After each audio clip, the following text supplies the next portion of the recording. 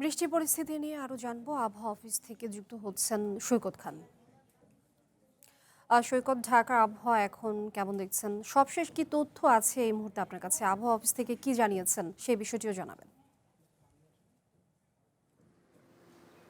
আবহাওয়া অফিস থেকে আমাদেরকে শুরুতে এখানে আসার পরে বলেন যে এই যে বৃষ্টিটি এই এবং বৃষ্টির যে প্রভাব এটি আরও আগামী 7 দিনের মতো থাকবে।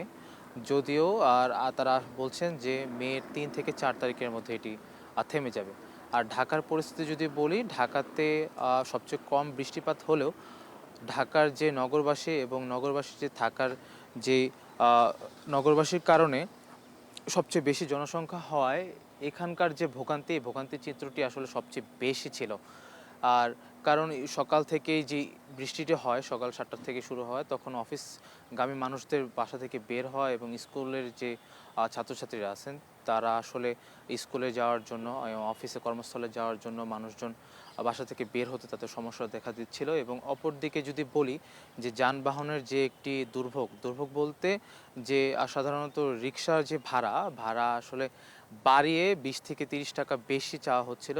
এটি একটি দিক। অপরদিকে আর বিভিন্ন জায়গাতে যে জলাবদ্ধতার কারণে একেবারেই এক এক অংশে প্রচণ্ড জাম এবং বিভিন্ন যে দীর্ঘ সারি গাড়ির এটি দেখা যাচ্ছিল। অপরদিকে যেই রিক্সা রিক্সা যে ছিলে, রিক্সাতেও আসলে যাতায়াত করাটা খুব দুষ্কর হয়ে যাচ্ছিল। তো বর্তমানে আমাদেরকে আবহাওয়া অধিদপ্তর থেকে আশ্বস্ত করেছে যে এই আহ, ঢাকার মধ্যে যে বৃষ্টির প্রভাব এটি আসলে আস্তে আস্তে কমে যাবে। যদিও দুপুরের নাগাদ বর্তমানে আমরা দেখতে পাচ্ছি যে আসলে তেমন কোনো আশঙ্কা নাই এবং সন্ধ্যার দিকে হয়তোবা হালকা এবং মৃদু। সৈকত খান, অনেক ধন্যবাদ আপনাকে যুক্ত হবার জন্য।